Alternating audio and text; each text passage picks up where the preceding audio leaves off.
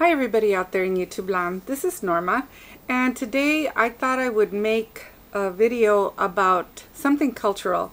What got me to think about this is that I went out to dinner with my sister and my niece, my daughter, and my grandson, and she was saying that at work they were talking about how sometimes you lose recipes from your family, and she was talking about my mom's capirotada. And actually my grandmother taught me how to make that.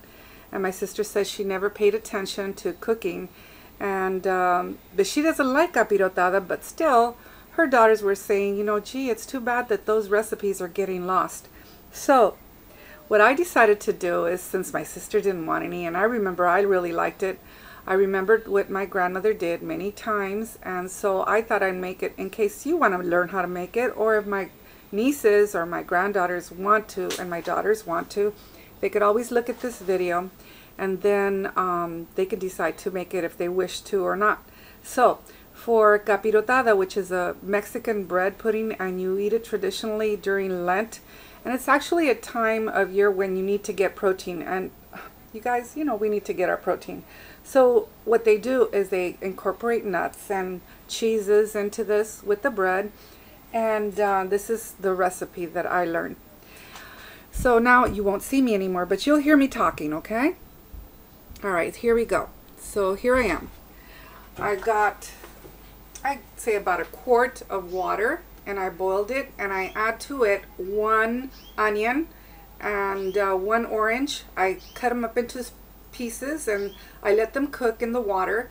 I added 1.5 cups to 2 cups of sugar-free brown sugar. Now, you guys can use regular brown sugar. It's up to you, but I'm making the healthy version for me.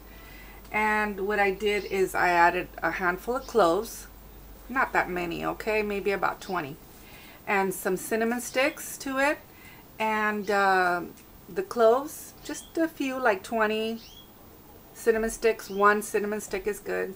I added the brown sugar and the water, the onion, and the orange, and I let them boil for a while.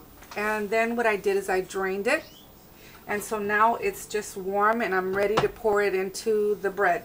Now this is what it looks like, guys. Underneath the bread there is a layer of corn tortillas. Now traditionally people in Hispanic cultures, they fry the corn tortillas and then they put it on the bottom, and then they put a layer of the bread. And so what I did is I bought the bread toasted. It's actually sold already toasted so that you don't have to fry it. It's a healthier version. And I layered it with my corn tortillas. I did not fry them, I just warmed them. I put a layer of the bread, as you could see, and then I got some of the liquid that I made out of the orange and the onion, and I poured it carefully over the bread. And I got some raisins and sprinkled them. I did put them in warm water so that they could plump up a little bit, because I like the plump raisins. And then you get some cheese, and here's where your cheese, you know, you guys can use shredded cheese. I like to use the cube cheese because that's what I have. And you just put them on top. Then you get your almonds, and you know this is really good for protein. And you sprinkle the almonds on top.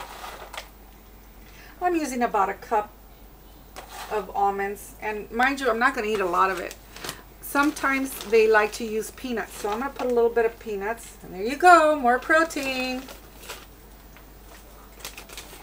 And I'm also going to use, they use coconut, and I decided to use some of the coconut that's shredded in bigger chunks, and it has dried fruit like apricots and pineapple and some cranberries, because I like cranberries. So you could really vary, you know, you could add more things to it if you like. And I sprinkle these on top, and this is going to be really nice. Of course, if you're gastric bypass or one like I think the duodental switch, you wouldn't need a lot of this, but you know, you guys know that, right? So then you add another layer of the toasted bread, and you could find this at a lot of stores.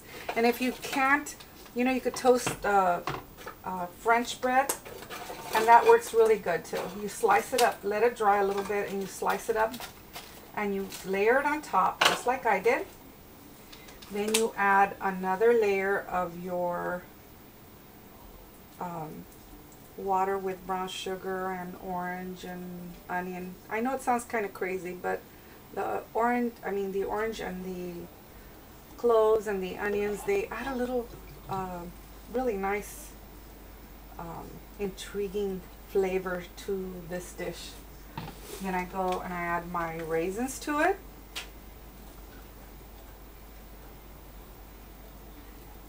And I like to use the shredded cheese. There's different kinds of cheeses that people use. But, you know, it really depends on you and the kind of cheese that you like. But I like these because they'll melt in a little, you know, bunch, and it'll be tasty. A lot of people like to put layers of tortilla too, but I didn't think so. I would do that. So I put more of the fruits, cranberries and raisins, more of the almonds, and then I'm going to add some more of this.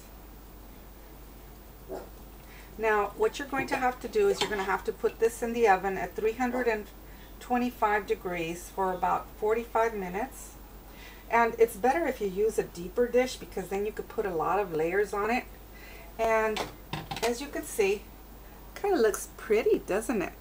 So I'm going to put it in there for about 45 minutes, and then I will come back, add that to the tape so you guys could see the whole thing. Okay, now mind you, this is during Lent, but a lot of people are, I've noticed at a lot of different restaurants, they're starting to cook this throughout the year, because it is a dish that people like. It's a Mexican pudding.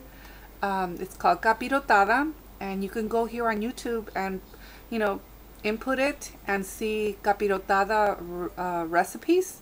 Like I said, it's a cultural dish during Lent, and it's very tasty. So there you go, Capirotada. If you guys want to know how to make it, now you know.